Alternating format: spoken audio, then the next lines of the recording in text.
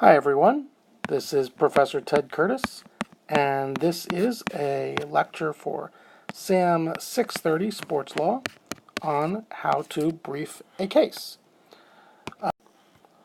All case briefs really follow the same format, and all decisions or opinions, as judges often call them, follow the same format as well.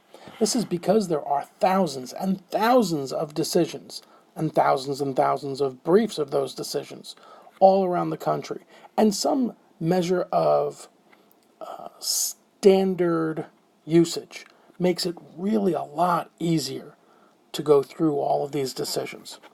Well, first, before we talk about how to brief the case, let's talk about the case itself, or the opinion itself. Every opinion from a judge will have a case title. We'll go through that in just a second. The court will then go through a series of analysis and fact recitations. The court will perhaps begin by giving a summary of the decision, a little bit of a heads up as to what is going to be coming. It'll go through the facts and maybe the background of the case. A lot of the opinion itself is going to be the legal analysis, which will include the reasoning for a particular decision.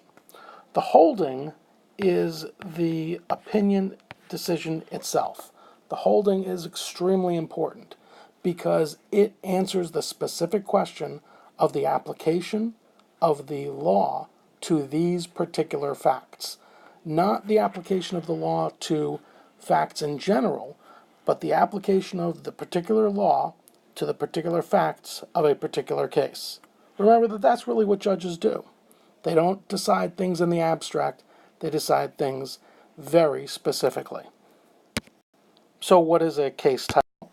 A case title is something that you've probably seen a lot. It's this down here, this shorthand for a particular case.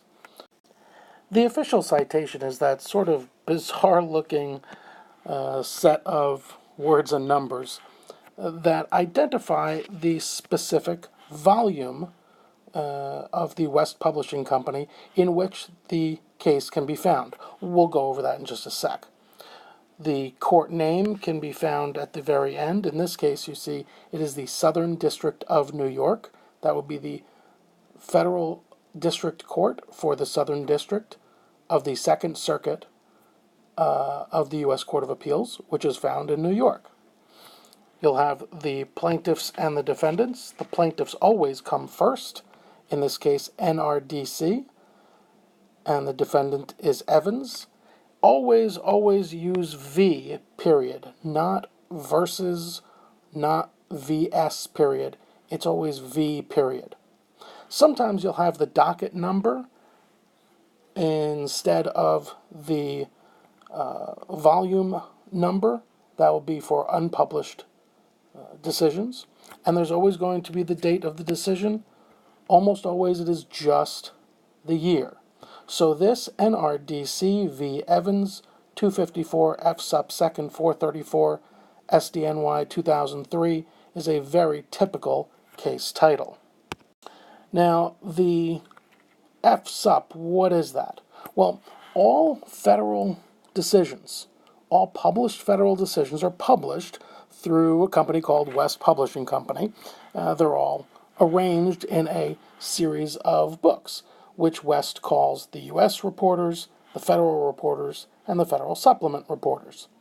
The U.S. Reporters, those are just Supreme Court decisions, and only Supreme Court decisions. So you might see a citation that looks like maybe, let's say, 353 U.S. 247, and let's say that occurred in 1968. That means volume 353 of the U.S. Reporter, page 247, and that occurred in 1968. You don't need to give the court, because merely by saying U.S., it tells you that that is a United States Supreme Court decision. Federal Reporter is the decisions of the federal courts of appeals in the United States. And they go F, F2nd, F3rd, F4th, F5th, F6th, and it will keep on going. They go to 999 volumes and then start another one. So we go 1F1 would be volume 1 of the Federal Reporter first series, page 1, and then when they get to volume 999, instead of going to volume 1000, they just start 1F2nd. When they get to 999 of F2nd, they go 1F3rd, and so on and so forth. The federal supplement that you see here, those are federal district court decisions of the federal trial court. And those are only published since 1934. Prior to that, you're going to have to go on Lexis to get other publications of those decisions. So you might see, for example, a case title that reads 894 F sup second 324, and that, let's say, would be Northern District, Florida, 2001. I'm totally making this up from my head. So that would be volume 894 of the second series of the Federal Supplement, page 324. The trial court was in the Northern District of Florida in 2001. I bet I got that totally wrong. I bet the 2001 is more like F sup 4th or 5th or 6th. But you can correct me and let me know later. Okay, so you've seen the case itself, and now it's time to read the case and brief the actual case. So you've read the case, and then you've read the case again, and then you've read the case again. Generally, it takes 2, 3, sometimes even 4 times reading a case before you're able to really get a hold of the pieces of it. The 4 pieces of it we call IRAC, I-R-A-C. Talk to anybody who's ever gone to law school, talk to any practitioner, any paralegal, any judge, anyone, and tell them, hey, I'm studying IRAC in case briefing. They will know exactly what you're talking about, because this standard is used by everyone. IRAC stands for Issue, Rule, Analysis, and Conclusion. The issue is the question that the court is being asked to solve. That might be, for example, does the Americans with Disabilities Act apply to a PGA Tour golfer requesting the use of a cart in a professional tournament? That would be an issue. The rule is the law governing the issue.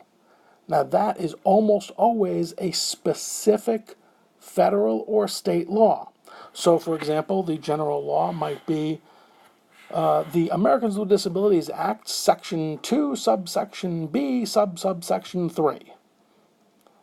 It is the specific rule of law that is being addressed. The analysis takes up the bulk of a court's decision. That's an explanation of the facts, and then an explanation of how the law is applied specifically to the facts of this specific particular case. Now, this is a really hard part, because there's going to be a lot of facts that you read that are completely irrelevant to the analysis. Is it important, for example, in the case that I just gave, does the Americans with Disabilities Act apply to a professional golfer seeking to use a golf cart during a PGA Tour event? By the way, that's the case of Casey Martin versus PGA Tour, which we'll discuss when we get into discrimination. Is it important that Casey Martin is from Oregon? Well, probably not. Is it important that the PGA Tour made $200 million last year? Well, probably not. But you'll probably find information like that within the decision. And your job, as the person briefing the case, is to only provide the most relevant pieces of information, the most relevant facts, to pick through the decision and find the specific law that the court uses, and then to apply the law to the facts of that case. The conclusion is the decision of the court, also known as the holding, as we mentioned earlier, and that is the final piece of the IRAC puzzle. So your case brief is going to have these 7 elements.